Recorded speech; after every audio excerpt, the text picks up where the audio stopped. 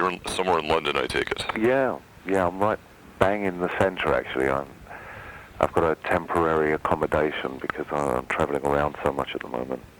You just moved back to London, is that right? Yeah, that's right. I was in San Francisco for almost a year, for about 8 months. But to be honest with you, it just proved so difficult to get on with work. Coming from Europe, being in America with the time difference, it just wasn't happening at all. I had to move back to get things moving again. Oh, what made you move there in the first place? I really wanted to put myself in a strange environment where I didn't know anybody, without any of my personal belongings, to see if it would change the way I work on a musical level. It's kind of an experiment with myself, I guess, which I think worked very well. I only wish it could have been a bit longer. When did that happen? That happened in January last year. And you moved from where? I moved from London again. Go then. So how did it affect you artistically? I think it made my approach a lot more positive. I really enjoyed being in a place which wasn't cold and grey skied for those winter months, and I really believe that affected me a lot. The material I've written seems, to me anyway, to be a lot more happier than of late. And it was a really interesting thing to do, though, to be somewhere where you don't actually know anyone. Quite often when I'm working, I'll put the answer phone on and not speak to anyone for a couple of months, and that's okay. But when I'm actually in a place where I know nobody's going to call me anyway, it has a slightly different feeling to knowing that your friends are around. You know, it's quite lonely, but I enjoyed that in a way. A lot of artists need outside stimuli. I guess you got that from the environment rather than people you know.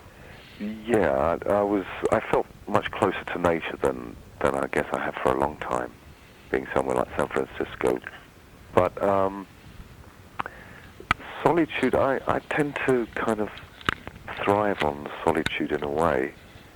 I don't really socialize very much when I'm living in town, except for I was going to say a handful, but I've got to say 2 or 3 really close friends, really. I wasn't born in London, so I've always felt a little bit of an outsider here, and I think the more comfortable I was becoming being in London, the more I wanted to put myself in the situation where I was the foreigner again, to see how that would stimulate me. How did that change of venue manifest itself on your new album? Well, it's the album which hasn't been recorded yet, you see, so you're going to have to wait for that one. Tell me a bit about the direction of it. Well, as I say, it was a lot more positive, a lot happier sounding. I think the kind of freedom of being unattached to belongings and the house I'm living in, and etc., being in San Francisco in that respect, made me feel much more positive, as if anything could happen. It was an open book, ready to be written or whatever. But I found that as I carried on writing, the solitude began to turn to kind of loneliness. So towards the end, it became quite dark, I think. There's more of a variety, more of a mixture on the next album, I think.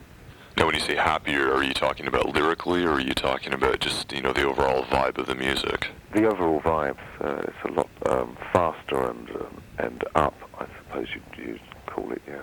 And one thing that impressed me about Tooth Mother, it has all these influences and underpinnings. Are there going to be any new influences or underpinnings from San Francisco? Well, I was really pleased with the Tooth Mother because the influence of the kind of Arabic music I was listening to when I was very young was really allowed to come out for the first time, I think. To the front, anyway. I think it's always been there, bubbling under. but it was the first time I really concentrated on that influence. And I was expecting that to carry on, but there doesn't seem to be much of a Middle Eastern flavour on this album. It's a lot more, how can I put it, a lot more rock-based, I guess. I don't make a point of listening to music when I go to a new environment. To be honest with you, I've never actually bought a CD in my life.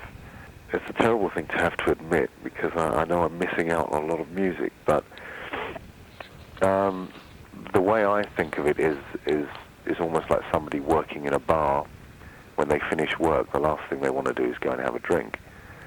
So I tend to hardly ever listen to music unless I'm visiting friends, or unless I'm out somewhere in a club or whatever.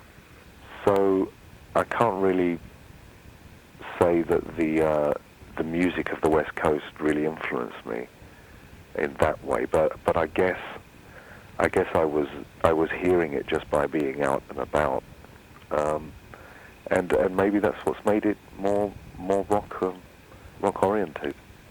You're getting some stimuli somewhere, and you've obviously, listening to the course of your albums and your work with others, you've certainly evolved as an artist, and one doesn't exist in a vacuum. No, not at all. But I think to be honest with you, one of the main influences for me is traveling.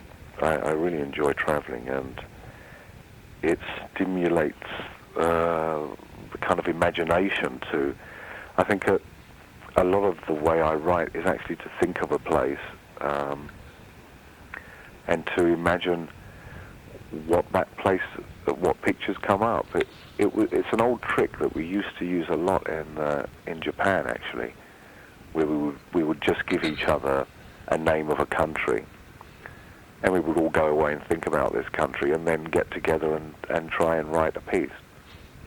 And I find that much more influential than actually listening to music with a purpose. In much the same way, I get very influenced by books that I read. Anything that really spurs on the imagination. Elaborate on the ethnic content of a Tooth Mother. Well, I was born in Cyprus, you see, which is from Greek parents. So the situation where Cyprus is situated is right in the middle of Egypt and Israel and Turkey. So my mother was always listening to Middle Eastern music when I was young, and I was always being told not to tell other relatives, because it was not the thing for Greek people to be doing, especially Turkish music. So I think I grew up believing that Middle Eastern music had a certain amount of mystery to it. It was something you had to keep secret. And I think that's what attracts me to it now. It doesn't have to be a secret anymore, but it still makes me feel something from my youth comes back when I hear it. What triggered it for this album specifically? What triggered it is that I realized that this album was going to be written and arranged and produced completely by myself, which is something I haven't done for a very long time. Mm-hmm. Not through choice. I was actually planning to have David Torn co-produce with me as on Bestial Cluster. But I ran into problems with the record company, and to cut a long story short, the easiest way out of it was just to go ahead and do the whole thing myself. So I had to rely on my own influences much more than other people I would be working with, seeing as most of it will be done completely on my own anyway. So I decided to really focus on what I consider the three main points of influence that have been there since I took up music. And one of those is the Middle East, and the other, I believe, is kind of town and Motown funky music, which was my first love, I guess, in music.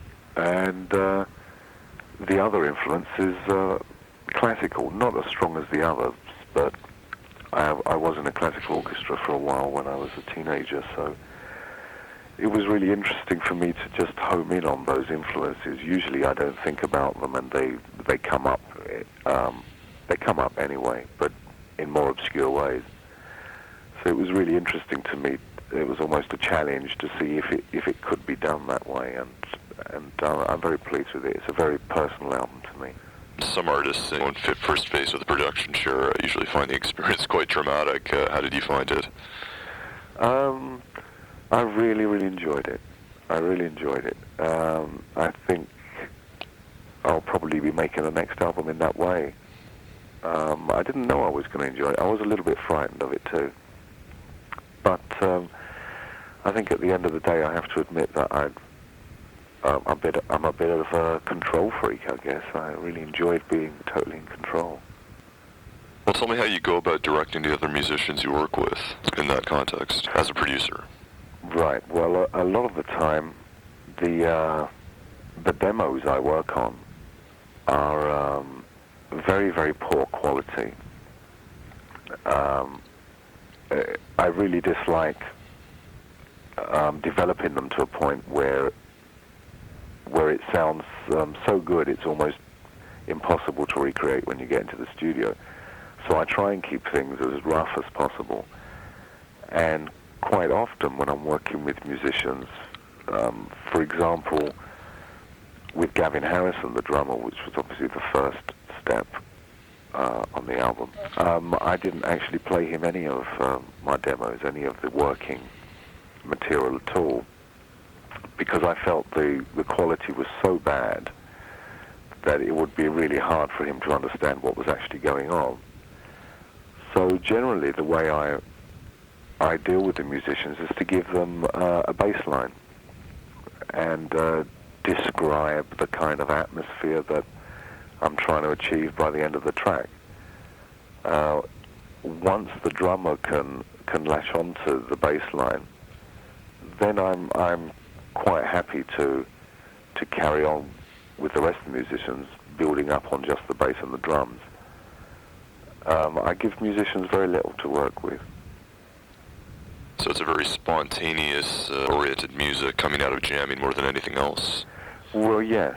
With this album in particular, most of what you hear on there, except for possibly the vocals, was really the first or second take of every musician's performance. I enjoyed keeping the spontaneity in their performance, and I enjoyed keeping mistakes, which takes a long time to evolve into that stage. I think the temptation is just to try and perfect everything. But I believed that by doing that, the end result would sound as if the band were actually playing together, and I think it's accomplished that in certain places. Now, I understand that as a musician, you're very much internally driven rather than by the very studied, methodical approach that some others adopt. And I've also read about people showing you, where notes are on your instrument and all of that because you can't read. Yeah. But what I'm wondering about is how you went about dealing with musicians on that level when you were in charge. Well, I'm very careful to choose, let's say, a few chords that I know may be in tune with what I'm playing. Those chords eventually may disappear. Usually they do. But as far as the notation of the bass goes, I don't really bother about it when it comes to working with the other musicians. I've reached a point where I don't really care if it's the right note or if it's a legitimate chord structure. I quite enjoy, shocking is too strong of a word, but I quite enjoy confusing other musicians in that way. I rely very much on my ears, and if it sounds as if it's the right thing, then I'll keep it, even if it may not be. what your take is on, the musical colonialism charges that, Western artists often find themselves facing when they indulge in experimenting with other cultures. I'm wondering what you make of all that. I think it's long overdue. People experimenting with foreign music and listening to it. It's something that I've done for quite a long time with the other boys in Japan. Obviously, something like Tin Drum was very much influenced by Chinese music or whatever. I think it's very healthy, and I think it's very overdue. What irritates me is that a lot of the press seem to think that it's something new. That shouldn't really irritate me in respect of it being so big now, because in that respect it is new. But I get very irritated when the press talk about me suddenly being influenced by it on the new album, when actually I feel it's always been there, I hate the idea of stealing people's music, but I think if it's done unintentionally and it's done with a fresh approach, then I think that can only be healthy, really. Bestial Cluster and Tooth Mother mark quite a turn in your career, I think, in terms of your evolution as a composer. And I'm wondering how you might be able to compare the approach of how those two records came together compared to your first two albums. With the first two albums, you mean Titles and... Yeah, Dreams of Reason. Right, those two. I think Titles for me was a real kind of explosion of everything that had been stored inside of me for quite a long time. I'd become very frustrated with the way we were working as a band, i.e. taking a very long time in the studio to write pieces. And also, as a bass player working within a band, there were certain limitations I had to put myself through in regards to the vocals and things like that. I really wanted to be in a situation where the bass could be as dominant as possible, and also I wanted to put myself in a situation where I wrote as quickly as possible. So that album is actually really special to me because every track written on that album was recorded and mixed and then moved on to the second track, and the running order on the album is exactly the same as it was written and recorded and mixed, completed in 28 days. So I'm very pleased with the fact that I managed to do that. I went through a very strange change after that. I think I was a little bit frightened by people saying that I was the best bass player in the world and those lovely compliments. But at the time I wasn't really ready for that, and I don't think I could handle it very well. And my reaction was to try and prove to people that I was a composer and not just a bass player, which is how I look at Dreams of Reason, Produce Monsters. There's not a lot of bass playing on that album. And looking back, I actually think that's probably the weakest album I've made, because I think there should have been more bass playing on it. I think that my trying to prove to the world that I was a composer is all very well and good, but I think the way I see my bass playing now is almost as the main melody of a piece, as a vocal. And that's something I was ignoring when I made that album. And I think it suffers for that. There was quite a long break between Dreams of Reason and Bestial Cluster, not including Dali's Car. There was a hell of a long break. And really that break comes from struggling with the record company Virgin to allow me to make more instrumental music. It was always a a long-winded struggle that would take 2 or 3 years between albums anyway. But it allowed me to really evolve the way I write, I guess, because I had 6 years or so in between. Was there a protracted legal thing with the label or anything like that? No, it was just a struggle. And did they just eventually let you go? Well, the strange thing was, when I came to do Bestial Cluster, it really was,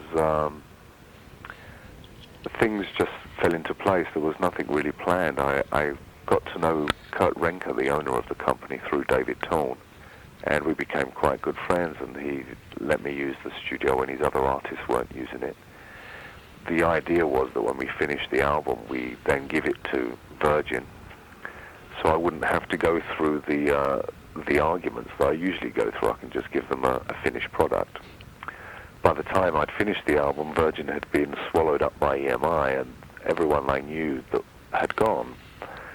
So I was left with this album, and we decided between me and CMP, that we should release it on the label and try and make a new direction for the label, as it obviously wasn't as jazzy as some of their artists.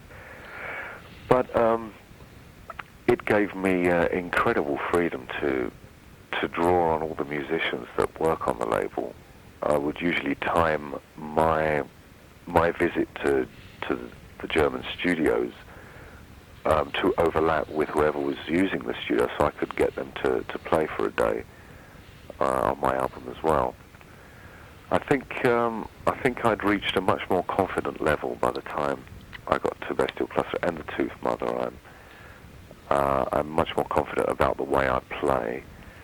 I'm much more confident about the fact that there will be more albums to come. I think that's something that takes a lot of getting used to when you're writing. The panic of, this could be the last album, so I have to get everything written on it that I want to say, doesn't necessarily happen as you get older. You can take your time more and wait for the next album. When you say the last album, you mean the pressure of perhaps being dropped because of lack of commercial success? Yeah. Well, you've done a lot of work with David Thorne over the years, and I'm wondering how he's affected your musical thinking. Oh, he's influenced me a hell of a lot. I think he's probably, as a musician, he's probably influenced me more than anyone I can think of, to tell you the truth.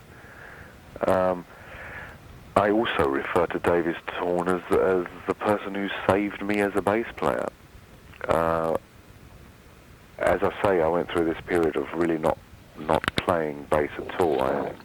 I generally never rehearse anyway, unless there's an ultimate goal to it, like a tour or a recording project. So when I found myself without having an album released for a few years, I basically just stopped playing bass guitar. And it was David Thorne who really pushed me back into the field of playing live on his Cloud About Mercury tour. I was forced into the position where I had to learn to love my instrument again in front of an audience, which was pretty scary. But it seemed to do the trick. And he was always pushing me at that stage and making me realize that the voice I had on the bass was actually a valid statement. So he's helped me a lot as far as confidence goes, especially when it comes to playing weird notes. And he'll always perk up when something wrong happens. And whereas I might turn around and say and apologize and try and get it right next time, his attitude will be, no, let's keep the mistakes. So I think that's rubbed off on me a lot. I tend to appreciate the same kind of mistakes now. Whatever made you think that your voice or your style on your instrument was invalid? I think a lot of it comes from, well, trying to stay alive as a musician is not very easy. And a lot of the time after Japan was spent on sessions, purely to stay alive, doing sessions is something I never really enjoyed. I enjoy doing it now, but at the time, funnily enough, now that I enjoy doing it, no, everybody's stopped asking me to do sessions. But at the time, it was always a very tense time for me. I was always worried that the people would either not like my bass line and ask me to change it, which would be very difficult for me to do as I play quite spontaneously, or that I would have to consider the fact that the bass didn't have to be the main melody and had to play the role of a bass that sit in the background with the drums. I'd also spent a long time growing up with the other boys in Japan from school days, where I was always being asked to tone down what I was playing. I don't think that's a bad thing, because obviously with a band you have to consider the fact that you're trying to compose something together rather than feature any one instrument more than the rest. So I think it was kind of that upbringing that made me feel that it was going to be a little bit too much for people to take if the bass was so up front. That's another reason why I'm so happy with the Tooth Mother, is that it's the most upfront I've ever played. It's almost in your face, and people seem to have reacted to it really well. So I think I was probably wrong in those judgments of the past. Jumping back to Torn, I'm wondering if you might be able to describe your personal relationship to him. I understand you're very close. Yes, we are, yeah. I'd consider David Torn my best friend outside of Steve Jansen and Jansen Barbieri. He's definitely my closest friend. Personally, we're like a couple of little kids, actually. We're very juvenile when we're together, but it doesn't last for too long. It swings from being very childlike and playing around with everybody else into incredibly deep philosophical discussions. I think we're very like-minded in many ways, especially in music. I just wish he lived over here, really. Now, I understand your relationship got off to a bit of a strange start in that, as you mentioned, you were very reluctant to be part of the Cloud About Mercury studio band. Yeah. Why was that? Simply because I'd received some tapes from him, and I just couldn't possibly imagine myself playing with the likes of Bill Bruford and Mark Isham. I just thought I wasn't in the same caliber as them. That I wouldn't be able to read the music or understand what chords they were talking about.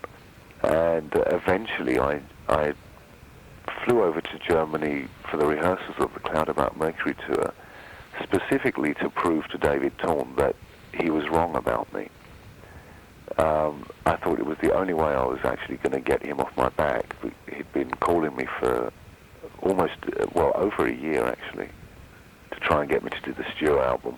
And when you say you were going to prove him wrong, you wanted to show him you couldn't do it?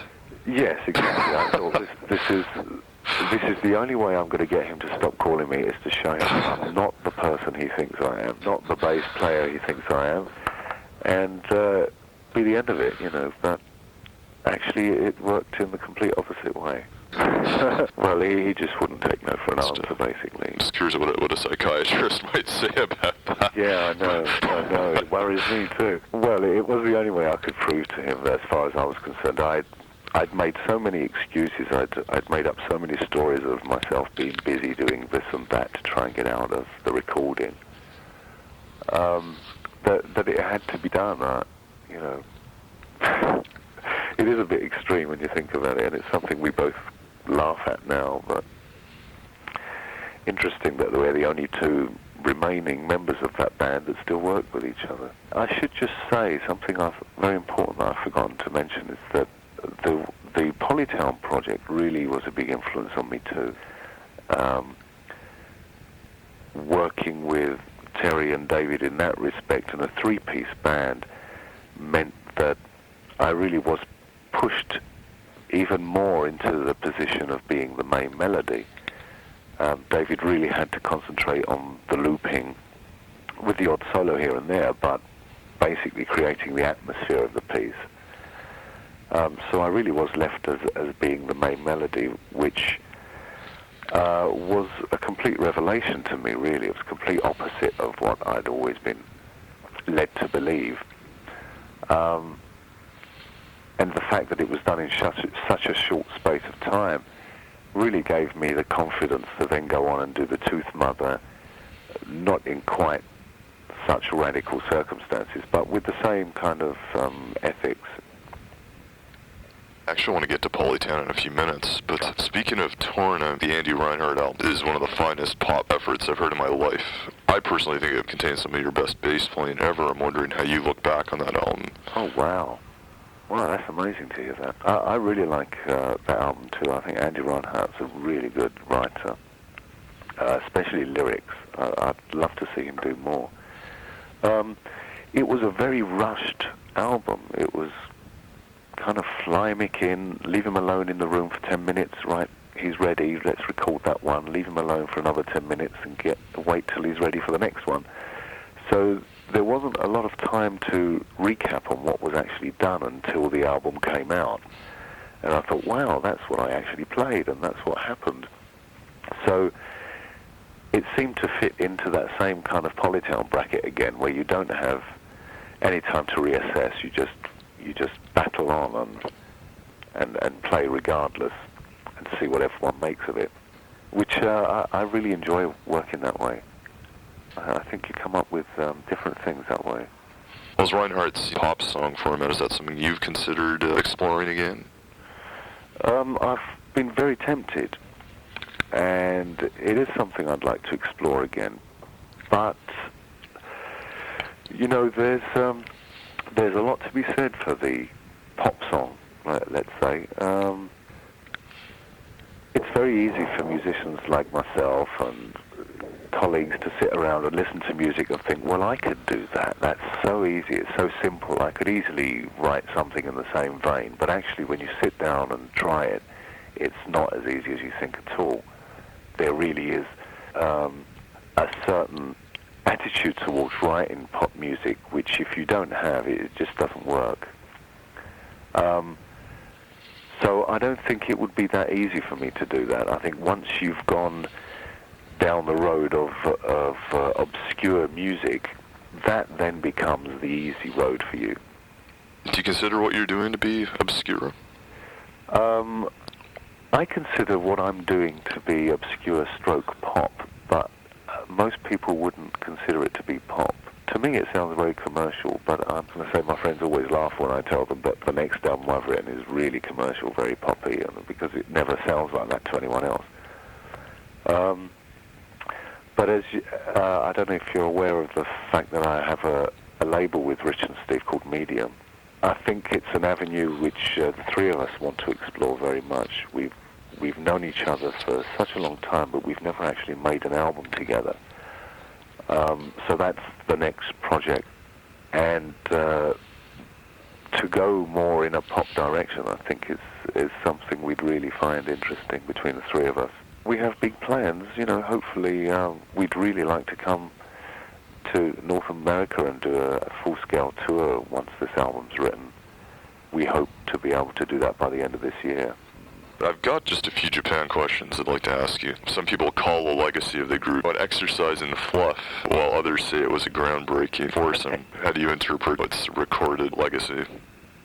It's taken a long time to see the positive side of the Japan work. For a long time, I think we all would have turned around and said, yeah, you're right, it's fluff. But I'm beginning to see the uniqueness of the band now.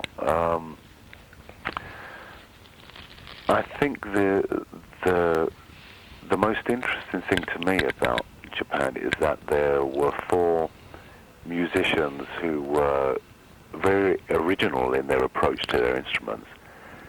And I think that's the amazing part, is that we were all in the same band.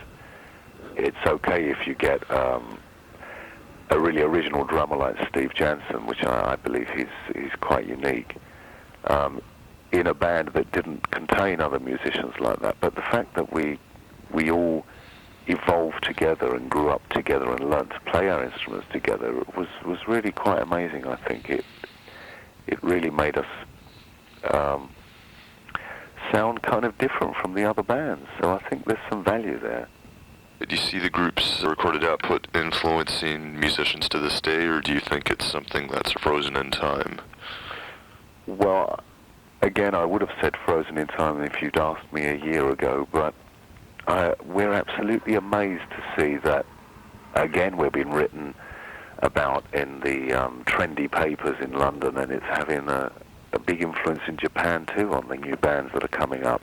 And that's something completely unexpected. We really thought we'd heard the last of it. There's all this whole 80s thing coming back now. But in England, anyway, they seem to be basically slagging off every 80s band you can possibly think of, except Japan. And they're actually saying that we were the only sensible ones around, which I find really amazing considering the way we looked. I think it's beginning to have a big influence again, especially in Japan, on the young bands that are coming up now, which is a big surprise to us, as I say. I think what put most people off was the way we looked, and it's unfortunate that we grew up in public that way. Everyone has a past, I guess. Is there anything unreleased by that band, or is there anything that might come to the fore in the future? I think pretty much everything has been released.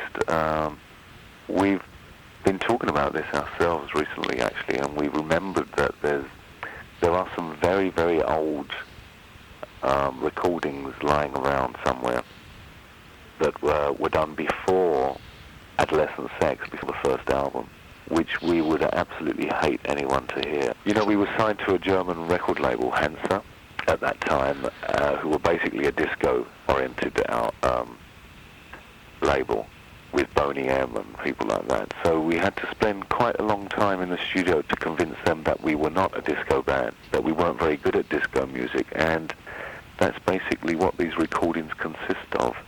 And does Hansa still have them? I hope not. It would really be a shame if anything was done with those, I think.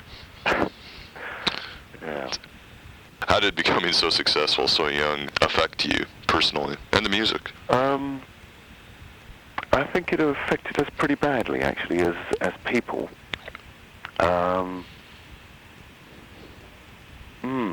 I think musically it left us in a bit of a state of confusion as to where to go to next. We really weren't expecting success on that level, so we hadn't prepared ourselves for the event of that happening, where to go to next. Also, the pressures that we'd had for 7 years from the record company and management suddenly disappeared, and everybody was turning around saying, you can do what you want now, you're successful. And we'd got so used to fighting against the record company for what we wanted that when we found ourselves in a situation where it just wasn't there, I think we began to turn on each other and to fight against each other, which was our downfall, really. I think as people, it took us a long time to get over the success so early, because it really puts you inside a kind of a bubble that you live inside that people can't penetrate through, and you just can't break out of either. The whole makeup thing was really part of that bubble. It wasn't a fashion statement to us. It was almost a protection against the outside world. It became a fashion statement, but it wasn't originally.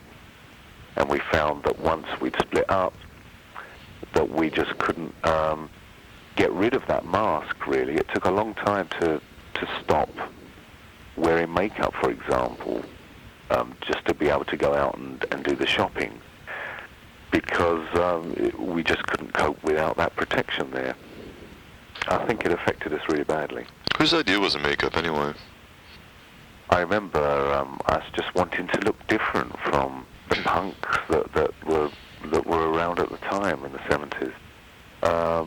So David and myself took the step to dye our hair, and everything just led from there. The tension is within the band that remain to this day being discussed to death, but a lot of people believe that tension is a key force when it comes to creating interesting music. Do you agree with that? Yes, totally. Yeah, 100%. Somehow, when we got together to do the Raintreecrow album, I think we believed that we'd all moved on enough for that tension not to exist, for it to be, a happy working environment. That lasted for a couple of weeks before the pressure from each other started to kick in again. But I think at the end of the day, I think that's quite an important album we came up with there. And I think that happened purely because of the tension in the studio. From what I've heard from interviews with yourself, Steve and Richard, is that you pretty much disown the album, or at least the final version. Well, it's very hard to listen to it with open ears and an open mind without remembering the procedure and without letting that affect us. Yeah, it's very hard. I really enjoy hearing people say they like the album. It almost makes me feel that it is. There's something there that I'm not hearing because I can't. But I do think it's an important album in as much as it really felt as if it was the final killing off, if you like, of the Japan days. It really felt as if it was something we had to do before we could really move on. I think the fact that David did the Robert Fripp project afterwards, and that I moved on to Bestial Cluster, is a good indication of that we really did move away once that album was over. You, Richard and Steve, were quite prepared to let Virgin use the name Japan, whereas Sylvian wasn't. Well, the strange thing was that at the beginning of that project, we had many meetings before we began. We really wanted to surprise people by doing the unexpected and by coming back into a market which we'd left behind a very long time ago. So we decided that we would have a new name, the Raintreecrow. The more obscure the name, the better. We believed that it would be a long-term project that would eventually, the name Raintreecrow would become more important than the name Japan. So it would be a killing off by outdoing what we had done before in the same field, in the pop market. Due to the tension and the long time it took us to record that album, over a 2-year period actually, it became very evident that there was not going to be a follow-up album. There was only going to be one. It also became evident that we hadn't quite made it as poppy as we had hoped it was going to be. So the concept changed into, if we really want people to hear this album, the only thing we've got going is the name Japan. Otherwise, people are just not going to hear about it at all, which is why the rest of us came round to allowing Virgin to use that name. Also, it was the only way we could possibly see of being able to finish the album, because we'd run out of money, as you know, for the mixing. We'd never really seen budget like that before, and the ridiculous thing is that we learnt the hard way that the more money you have, you just spend a longer time spending it all. You know, the album took 2 years until we had no money left, and they had to go back to the record company asking for more, which is really ridiculous, I think. I recently spoke to David Torn and mentioned that he was originally going to be a member of the band. Yeah. Well, we really wanted a soloist, and we wanted a guitarist, and he was my first choice, and I recommended him to everyone, and it looked as if it was going to happen for a while. But I'm trying to think of a way of saying this without putting David in such a bad light. Well, what really happened, I think, is that when it came to the David Sylvian we'd always known was one of complete control, and that made it very difficult for us to work with him, and that was another reason why the band just couldn't work. We found that as more time went by, the more and more control David wanted to take on that album again, to the point of not wanting David Torn to come into the picture because he decided to take care of the guitar himself. That's basically what happened. I also think that, and this is really being honest now, I really think that there's always been a strange personality clash between myself and David. We're very opposite in a way, which can be very healthy in a working environment. But I think the thought of getting David Torn into the studio, into a situation where he and I could be strong together, I think maybe frightened David a little bit, you know. Dealing with one person like that is one thing, but two would just be out of the question, I think. What struck me as ironic was the amount of work Sylvian and Torn had done together prior to that album. Yeah. I would have thought that a certain amount of respect and trust would have developed out of that. I would have expected the same, and I think David Torn was banking on that too, but it's very difficult to say what's going on inside David Sylvian's head. That's the way it looked to everyone, but he's full of surprises. I have to ask you the cliched question, because every interviewer has to ask you this. Is the potential for the four of you coming back under any circumstances a possibility, or have you just put it aside and moved on permanently? Well, I've always said, since the end of Raintreecrow, I've always said it's completely out of the question. There's no way we could ever work with David again. Right. But quite recently, I'm beginning to think it might be quite an interesting thing to do again, actually. That tension you were talking about in the studio it just doesn't exist when I'm working with Richard and Steve. We're very easy with each other, easygoing. I do think that tension, even as unbearable as it may be, does produce something that is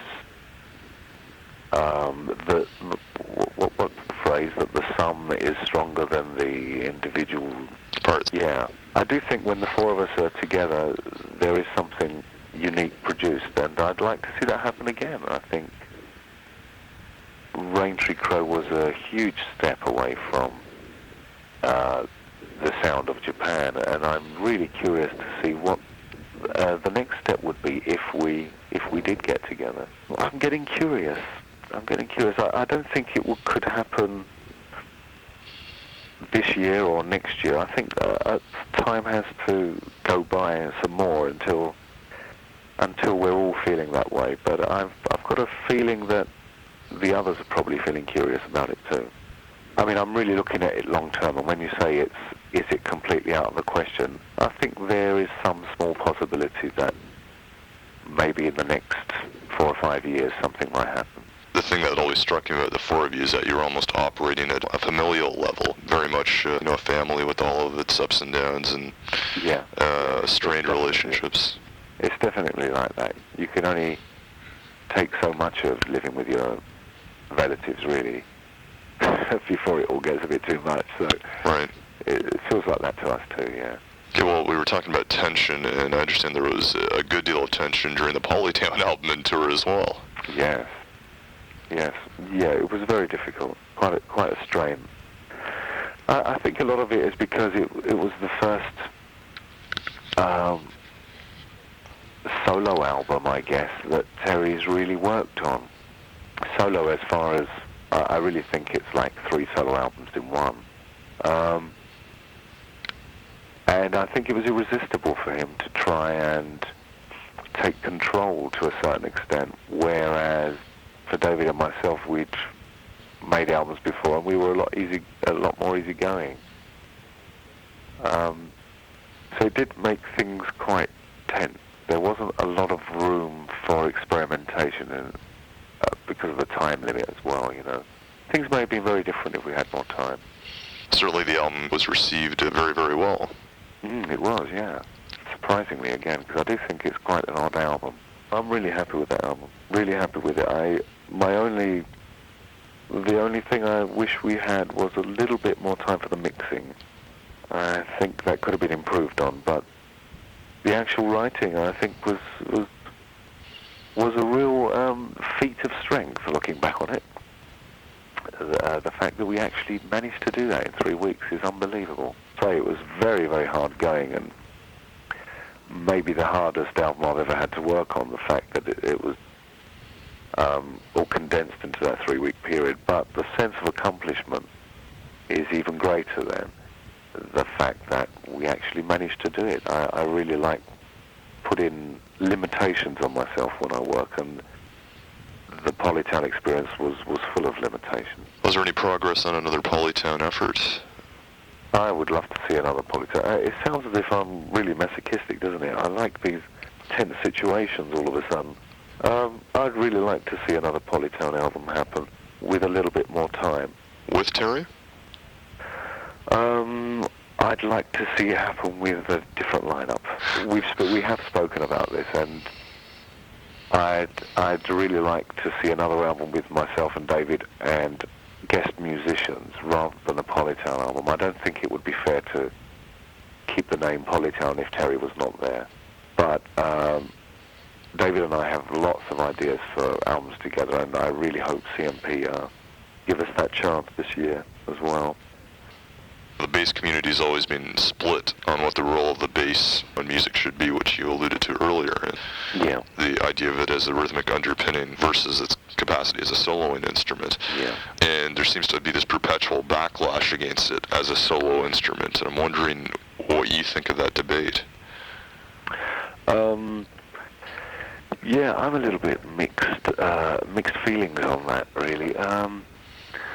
When it comes to bass solos, to tell you the truth, if I go to see a band and there is a spot in the show where there is a bass solo, I find that quite boring, but not because it's a bass. I'd find any instrument soloing quite boring. At drum solos, I feel the same.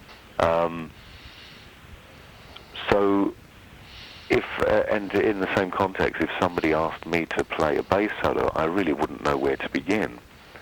I'm not really a soloist, but I do think there's a lot of ground for the bass to be the main melody, to be the voice of an instrumental piece, let's say, much more than just be the underpinning thing.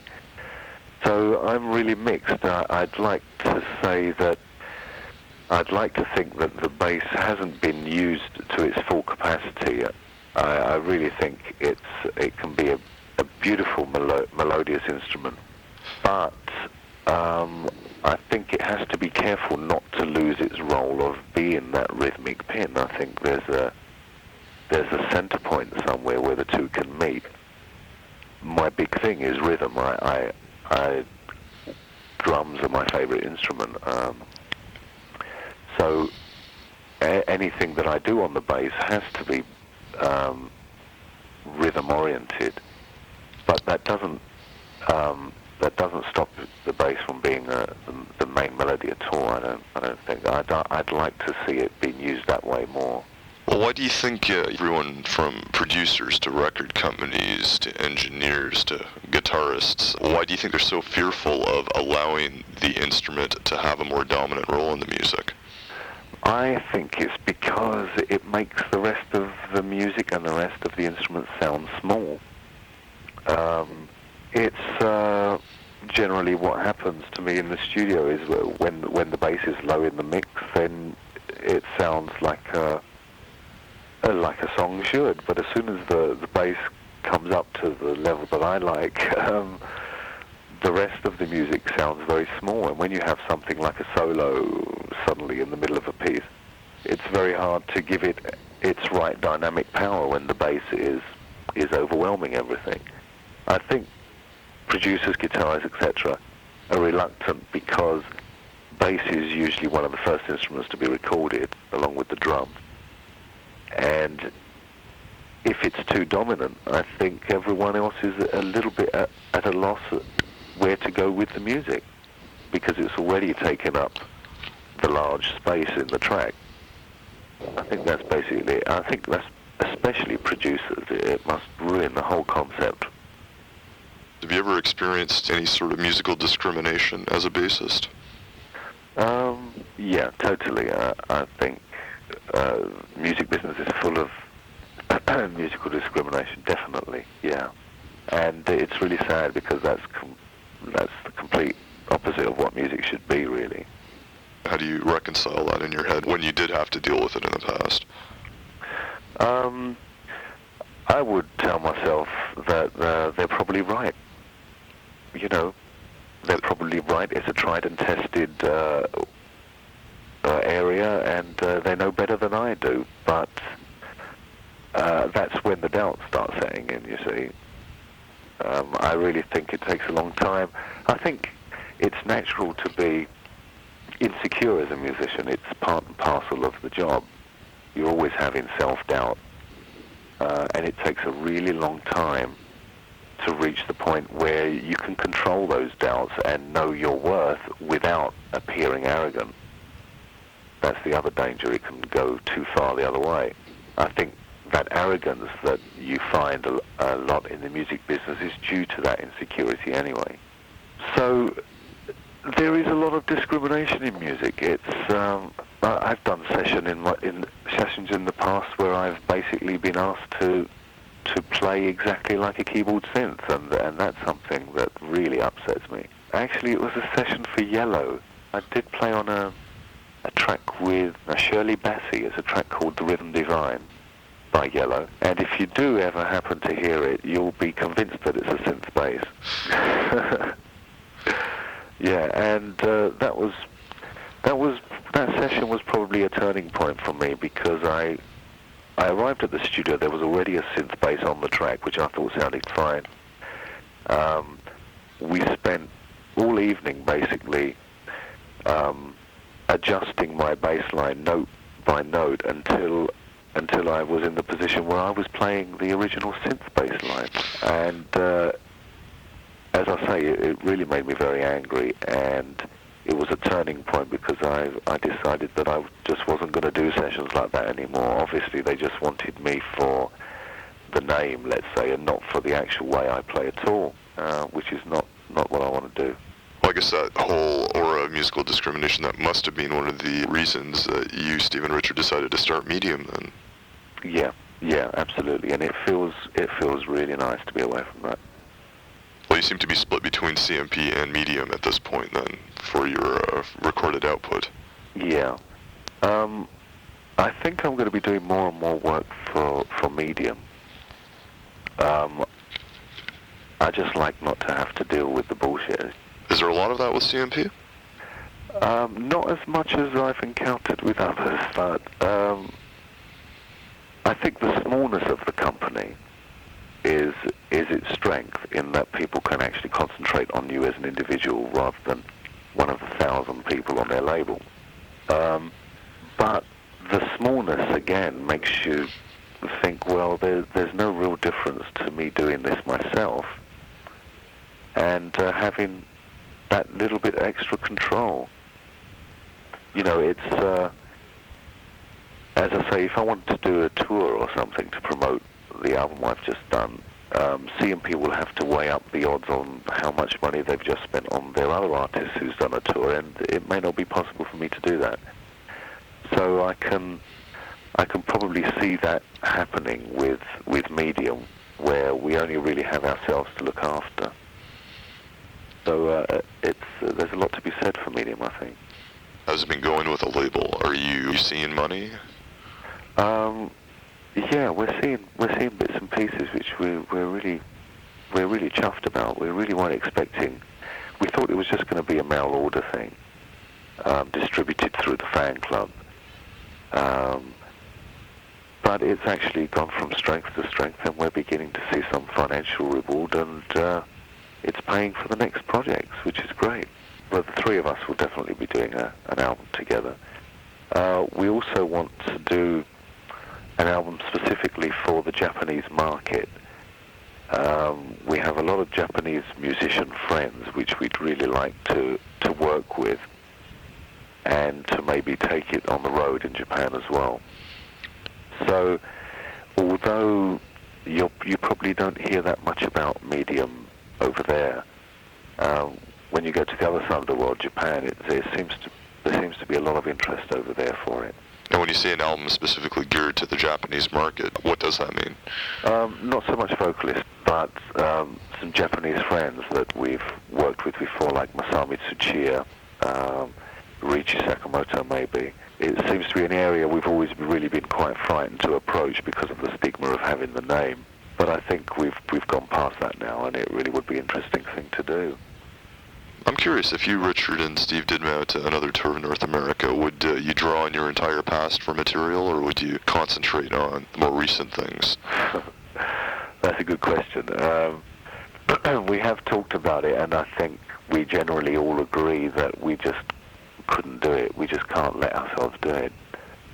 The furthest back I think we'd go would be to maybe perform some raintreecrow material, some of the instrumental material, but I don't think we could possibly go further back than that. I saw David Sylvian recently in Toronto, and he actually did perform Ghosts, which I think surprised everybody in the audience. It surprised me too. That's a real shock. I didn't see the shows, but I did hear that he was playing Ghosts, yeah. That's very bold. As well as a chunk of Raintreecrow. Really? Yeah. That's very interesting that he did raintreecrow material too.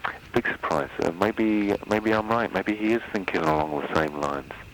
The original concept for the band was that it would be a very much live motivated band. One last question about Raintreecrow. You made the video for Black Water, and that was after all the acrimony. Yeah. Was that just another tension-filled situation? It was,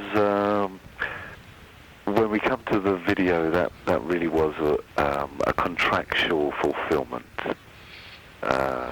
It's something we had to do, and it was all filmed separately. We didn't bump into each other once during making that video. All done separately on separate days. Specifically to avoid one another? Yeah. Yeah. Not happy days? No, not at all. Now, you've said that you keep your sculpting and your music completely separate. I try to, yeah. I'm wondering if you think it's entirely inconceivable that one could influence the other.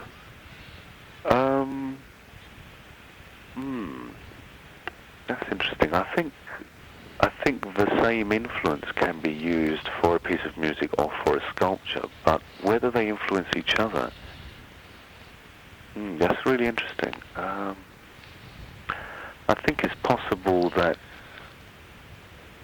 a piece of music could influence a sculpture more likely than a sculpture could influence a piece of music, because I do think they're just so different in approach. It's very hard to find common ground except for certain words that are common to both of them. Music can be seen as sculptural music, if you like, the way it's built up, but they really are such different states of mind, you know. Sculpting is just so physical, it's so three-dimensional, and music, God knows what that is. I mean, it just comes from who knows where, and you can't see it, you can't touch it. It's very different. Do you think art forms need be mutually exclusive? No, I don't. I really love the idea of bringing them together,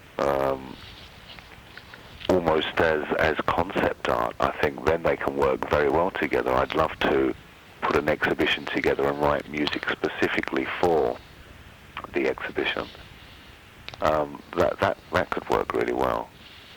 Have you ever considered getting involved in multimedia? Yes, I have. Yeah, it's an area I'd really like to get involved in, but I often feel I sculpt all the time, and I have occasional exhibitions years apart if I'm lucky, but I try to keep them separately because I find that most people come to the exhibitions because I'm a musician and because maybe they've heard of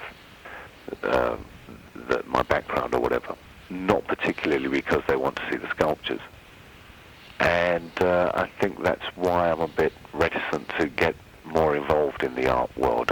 I'd really like to state myself more as a musician rather than an artist at the moment.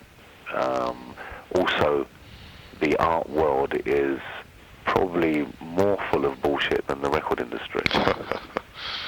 So that's another reason why I don't like to get too involved. Have you ever thought about putting together a book of your sculpture work?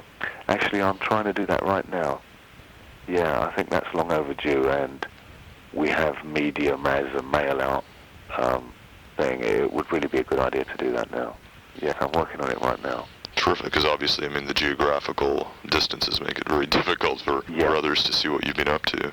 Yeah, it's almost impossible to have exhibitions too far away because most of them are made in bronze. They're extremely heavy, and it comes out very expensive to transport. So the booklet's the way to go, I think, yeah. I have one last indulgent question. I'm wondering, what made you choose Karn as a stage name? Oh, dear. Well, I'd always been called Mick because of my surname, which is unpronounceable. And I really wanted a name that left a pause between the Mick and the surname, because quite often with a Mick name, it just runs into the next word, the next name. So it sounds quite a silly reason, but I thought, well, the only way to really achieve that is to have the surname beginning with the last letter of the first name, and that's where it came from. Really, I didn't specifically. I looked through phone books. It was going to be Car, and then I thought, well, Karn sounds even better, and I had no idea at that time that it was actually an Indian name.